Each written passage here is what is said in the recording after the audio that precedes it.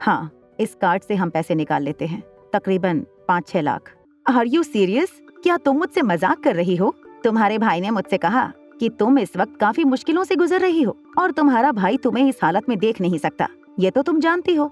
इसलिए पीयूष ने सोचा कि हम जिन बड़े बड़े प्रोजेक्ट में इन्वेस्ट करके पैसा कमाते हैं, हमारे साथ साथ तुम भी उन प्रोजेक्ट में इन्वेस्ट करके थोड़ी बहुत पॉकेट मनी निकाल लो। मगर पॉकेट मनी निकलने का ये मतलब नहीं कि तुम हमारे मुंह पर इस तरह से चिल्लर फेंको। आखिर तुम लड़का क्यों बनना चाहती हो?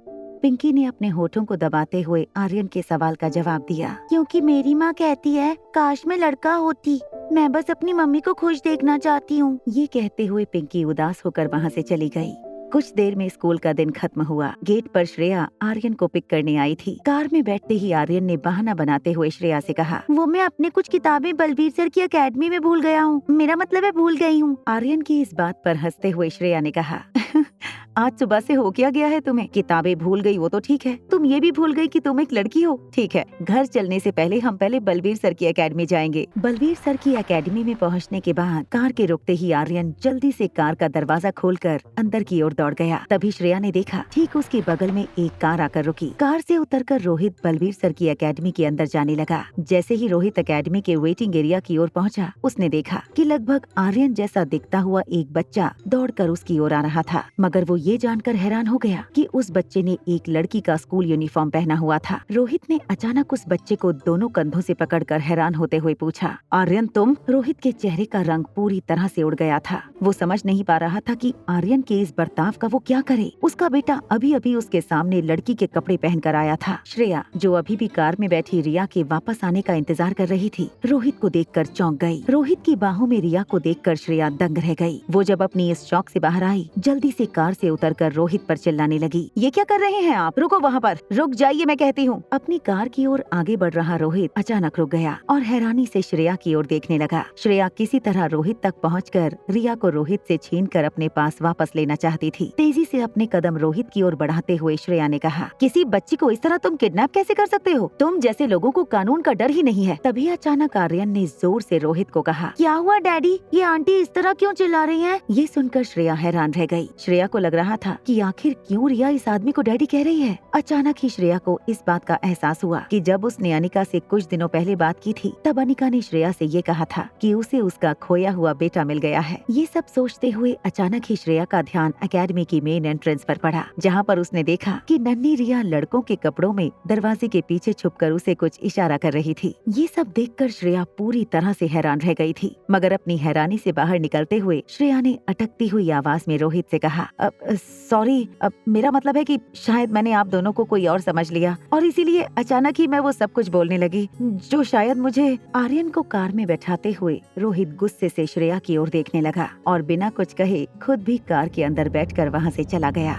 उन दोनों के जाने के बाद रिया दौड़कर बाहर आई और श्रेया से कहने लगी, छोटी मम्मी, आज तो मुझे लगा था कि हमारा भांडा जरूर फूट जाएगा। आपको पता है मैं कितना डर गई थी। श्रेया फटी हुई आंखों से बस रिया को देखे जा रही थी। रिया ने अपनी छोटी मम्मी का हाथ पकड़कर उसे गाड़ी में बैठाते हुए कहा, आप गाड़ी के अंदर बैठिए, मैं आपको सब कुछ समझाती हूँ। रास्ते में नन्ही रिया ने अपनी छोटी मम्मी श्रेया अय्यर को आर्यन और रिया के बीच चल रही इस अदला बदली के बारे में सब कुछ बता दिया। श्रेया अय्यर समझ नहीं पा रही थी कि इतने छोटे बच्चों में इतनी हिम्मत और इतनी अकल आई कहाँ से। श्रेया बड़ी मुश्किल से अपना ध्यान ड्राइविंग पर रख पा रही थी। तभी श्रेया के कंधे पर रिया ने अपना नन्हा सा हाथ रखकर कहा, आप इतनी ब्यूटीफुल हैं, सॉफ्ट हैं, जेंटल हैं, इतनी अंडरस्टैंडिंग है। मुझे पता है कि आप मेरी इस रिक्वेस्ट को जरूर मानेंगी और मुझे ये भी पता है कि आप अपनी नन्ही सी रिया को मम्मा के हाथों पिटते हुए भी नहीं देख सकेंगी, क्योंकि आप दुनिया की सबसे प्यारी छोटी मम्मी हैं, है ना? मुस्कुराती हुई श्रेया ने रिया का नाक दबाते हुए कहा, अब इस तरह तुम अपनी छोटी मम्मी को मनाओगी तो दुनिया की कोई ताकत ऐसी नहीं जो मुझे तुम्हारी बात मानने से रोक सके। थोड़ी देर में श्रेया और रिया मल्होत्रा हाउस पहुँच गए। जैसे ही वो लोग बंगले के गेट के अंदर आकर गाड़ी पार्क करने लगे, उन्होंने देखा कि गार्डन में झूले पर अनिका बैठी थी। जैसे ही रिया अनिका के पास दौड़कर आने लगी, अनिका ने रिया को देखते ही कहा, रिया, तुम्हारी स्कूल टीचर ने अभी अभी फोन किया था। मम्मा, वो मैं आपको। इससे पहले कि रिया अनिका को सॉरी कह पाती, अनिका ने अपने दोनों हाथों से रिया के कंधे पकड़ लिए और कहा, तुम्हारी टीचर तो तुम्हारी बहुत तारीफ कर रही थी। आखिर क्या जादू कर दिया है तुमने अपनी टीचरों पर जो तुम्हारी इतनी तारीफ की जा रही है स्कूल में? अपने दोनों हाथ हवा में उछालते हुए रिया ने अपनी माँ से कहा, क्या करूँ, आपने बेटी ही ऐसी पैदा लड़की है जिसकी जितनी तारीफ की जाए उतनी कम है, तो आपको इन सब बातों पर प्राउड फील नहीं होना चाहिए। जैसे ही रिया बंगले तक पहुंची, अनिका ने फिर से उसे रोकते हुए कहा, और हाँ, तुम्हारी स्कूल की टीचरों ने ये भी कहा है कि मेहरबानी करके आपकी बेटी से कहिए कि स्कूल के बच्चों में कोई अंधविश्वास न फैलाए कि कोई लड़का जब चाहे तब लड़की बन सकता है। तुम्हारी स्कूल के किसी यश नाम के लड़के ने आज ऐसी कोशिश की थी, आज तो किसी तरह वो बच गया, मगर आइंदा मेहरबानी करके आपकी बेटी से कहिएगा कि ऐसा कोई अंधविश्वास स्कूल के बच्चों में न फैलाए। अनिका की ये बात सुनकर रिया तुरंत पलट कर कहने लगी, वो तो एक बेवकूफ लड़का है, सिर्फ शरीर से बड़ा है पर दिमाग से अभी भी वो छोटा बच्चा है, ऐसी बात पर कोई कैसे विश्वास कर सकता है। गुलेरिया हाउस। वहाँ करण गुलेरिया के घर पर यश के पापा सिद्धार्थ गुलेरिया यश को डांटते हुए कह रहे थे, कोई लड़का कभी लड़की कैसे बन सकता है, वो भी इस तरह। अगर आगे से तुमने ऐसी कोई बकवास पर यकीन किया या दोबारा से ऐसा कुछ करने की कोशिश की तो इतना याद रखना, तुम्हें इतनी दूर किसी बोर्डिंग स्कूल में भेज दूंगा कि तुम यहाँ अपने परिवार वालों से बात करने को तरस जाओगे। मगर मैं झूठ नहीं बोल रहा हूँ, स्कूल के सब बच्चे जानते हैं, आप चाहो तो पिंकी से पूछ लो, अगर मुझ पर विश्वास नहीं है आपको तो पूछो पिंकी से, मैं सच कह रहा हूँ या नहीं। यश के मुँह से ये बात निकलते ही यश पर गुस्सा कर रहे सिद्धार्थ ने बीच हवा में ही अपना हाथ रोक लिया और सोफे पर बैठे अपने भाई आकाश गुलेरिया की ओर देखा। आकाश ने अपने हाथों में नन्ही सी पिंकी को पकड़ रखा था। जब आकाश ने यश की बात सुनी तो पिंकी की पीठ पर हाथ घुमाते हुए आकाश गुलेरिया ने पिंकी से पूछा, बेटा क्या ये सही कह रहा है? अपनी आँखों को झुकाकर पिंकी ने हाँ में अपना सर हिला दिया। पिंकी का जवाब मिलते ही आकाश हैरान हो गया। आकाश ने पिंकी से फिर से धीमी आवाज में पूछा, क्या आपने रिया को बाथरूम में देखा था? इस बार पिंकी ने ना में अपना सर हिलाया। पिंकी का ये जवाब मिलते ही आकाश को एक बात का यकीन हो गया कि जरूर इन बच्चों को किसी बात की गलतफहमी हो गई है। जैसे ही पिंकी को हाथ में लेकर आकाश सोफे पर से खड़ा हुआ, पिंकी ने धीमी आवाज में आकाश गुलेरिया के कान में कहा, मगर मुझे पता है कि रिया बॉयज टॉयलेट में गई थी। आकाश ने अपनी आवाज ऊंची ही रखते हुए नताशा से पूछा, तुम मेरी बेटी के दिमाग में ये बात क्यों डालना चाहती हो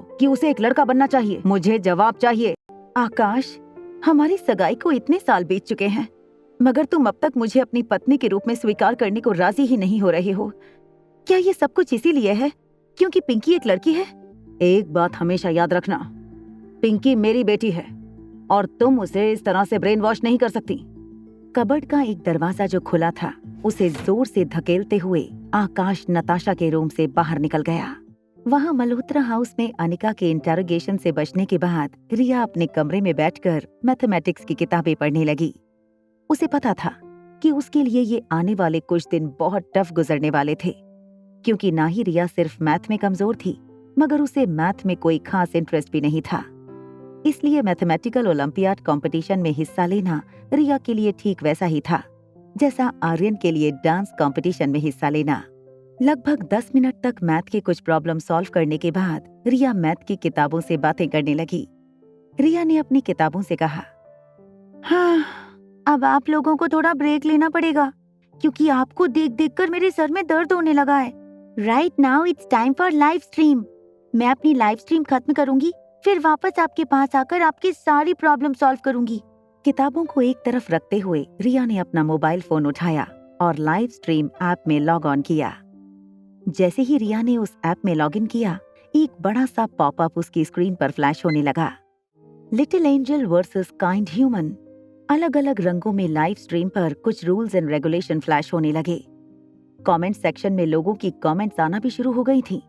इस कंपटीशन में रिया ने पहली बार पार्टिसिपेट किया था।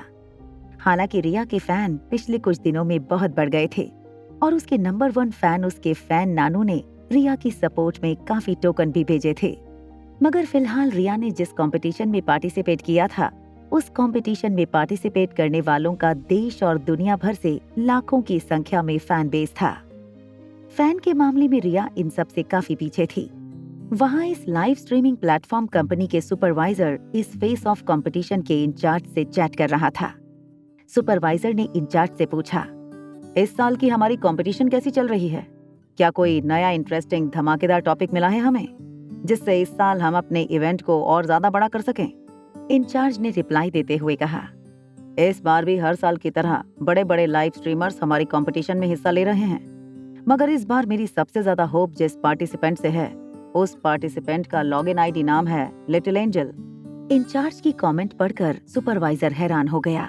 उसने जब चेक किया कि इस लिटिल एंजल की फैन लिस्ट में सिर्फ 2 लाख फैन थे, तो सुपरवाइजर डिसअपॉइंट हो गया कि लिटिल एंजल के अब तक सिर्फ 2 लाख फैन हुए थे। उसने अपने इंचार्ज पर हंसते हुए कहा, 2 लाख फैन से क्या होने वाला है? हमारे लाइव स्ट्रीमिंग ऐप पर 2 लाख वाले कम से कम 20 लाख आईडी होंगे। हमें चाहिए कोई बड़ा धमाका जिसके फैन लिस्ट में करोड़ों फैंस हों। सुपरवाइजर की इस बात का जवाब लिखते हुए इंचार्ज ने कहा, मगर सर, ये एक 5 साल की बच्ची है। सर, अगर हम इस लिटिल एंजल को हमारी वेबसाइट पर प्रमोट करें तो ये लिटिल एंजल काफी फैन फॉलोइंग अट्रैक्ट कर सकती है पूरी दुनिया से। इंचार्ज की ये बात सुनकर सुपरवाइजर ने उसे फटकार लगाते हुए कहा, तो फिर तुम किस बात का इंतजार कर रहे थे अब तक? अरे, इस चीज की बहुत ज्यादा हाइप करो। हर जगह लिटिल एंजल को प्रमोट करो, चाहे सोशल मीडिया हो या फिर हमारे गेमिंग प्लेटफॉर्म। हर जगह इस बात को बड़े बड़े अक्षर में लिखो। चाहिए तो ये वीडियो अपलोड करो। कुछ भी करके इस लिटिल एंजल की फैन फॉलोइंग बढ़ाओ। तुम्हें नहीं पता कि तुम्हारे हाथ में कितना बड़ा खजाना लगा है। तुम्हारे रिसर्च की दाद देता हूँ। ये लड़की सचमुच एक करिश्मा है। हो सकता है कि आगे चलकर ये लड़की इंटरनेट गेमिंग दुनिया की एक सेंसेशनल सुपरस्टार बन जाए। मगर एक बात है, हमारे पास इस बच्चे का जो फोटोग्राफ है वो काफी ब्लर है। इस बच्चे का कोई अच्छा सा फोटो ढूंढने की कोशिश करो। हम लिटिल एंजल को इस बार हमारी प्रमोशनल एक्टिविटीज में जरूर यूज करेंगे। इससे उसकी पॉपुलैरिटी पूरे देश में काफी बढ़ जाएगी।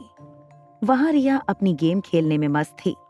सुपरवाइजर और इंचार्ज की बातों से बिल्कुल अनजान अपने आज के दिन के 2 टाइटल जीत चुकी थी।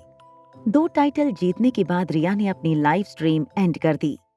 लाइव से लॉग आउट करने के बाद रिया आज बेहद खुश थी। मगर जैसे ही उसकी नजर टेबल पर पड़ी मैथ की वर्कशीट पर पड़ी, अचानक ही रिया के चेहरे की चमक फिर से गायब हो गई। वहां नीचे डिनर करने के बाद अनिका अपने बेडरूम की ओर जाते हुए सीढ़ियां चढ़ने लगी। तभी अनिका ने पीछे से अंजलि मामी की आवाज सुनी। अंजलि मामी किशन मामा से कह रही थी, आपके पास इस वक्त कितने रुपए कैश पड़े हैं?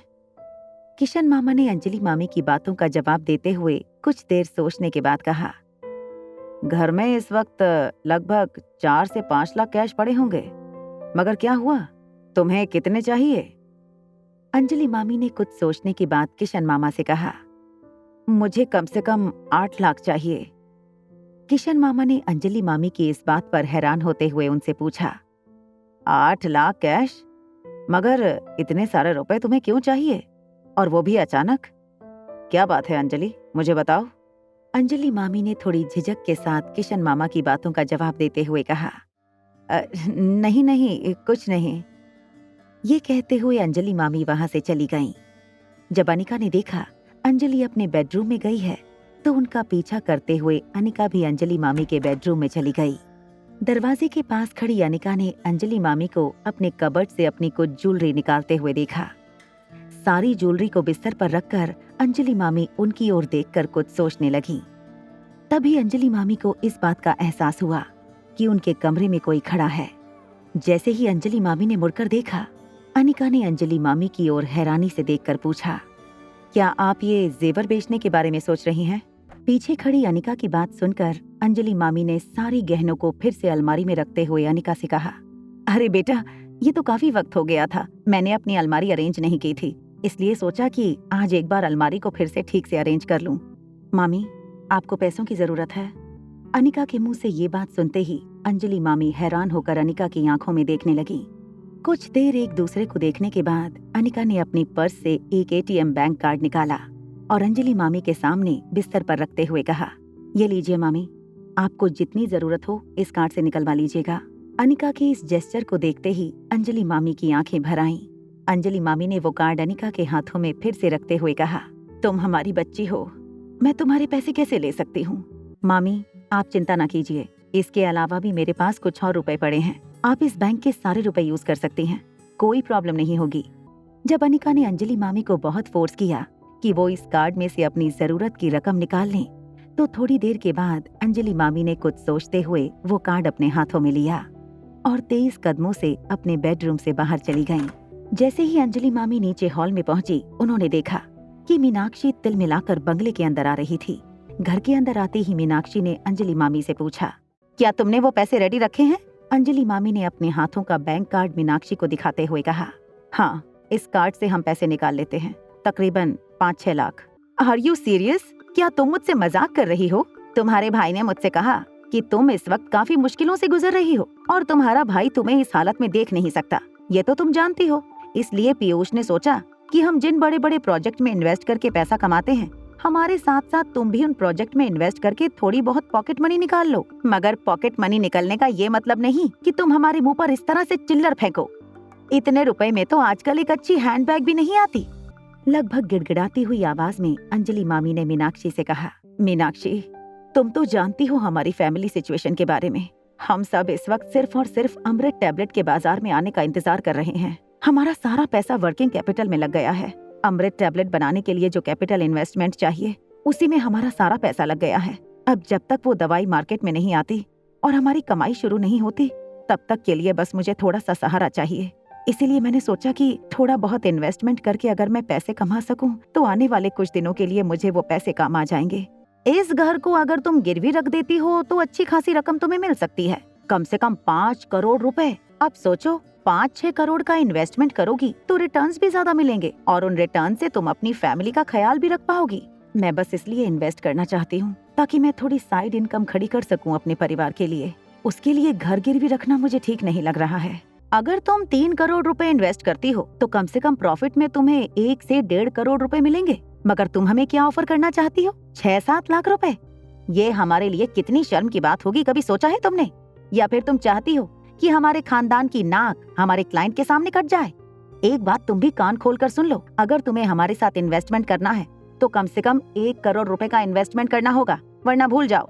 अगर ये बात है तो फिर रहने दो, मुझे नहीं करना इन्वेस्टमेंट। जरा देखो अपनी तरफ, तुम रायचंद परिवार का एक हिस्सा थी। मुझे पता है कि तुम्हें बचपन से ही पैसे में रहने का बड़ा शौक था, मगर आज मल्होत्रा खानदान की ये हालत देखकर हमें तो तुम पर तरस आता है। चलो ठीक है, तुम्हारी हैसियत के मुताबिक ही सही, हमें तो तुम्हारी मदद करनी है। कुछ और पैसे मैं अपनी तरफ से जोड़कर तुम्हारे लिए इन्वेस्ट कर दूंगी।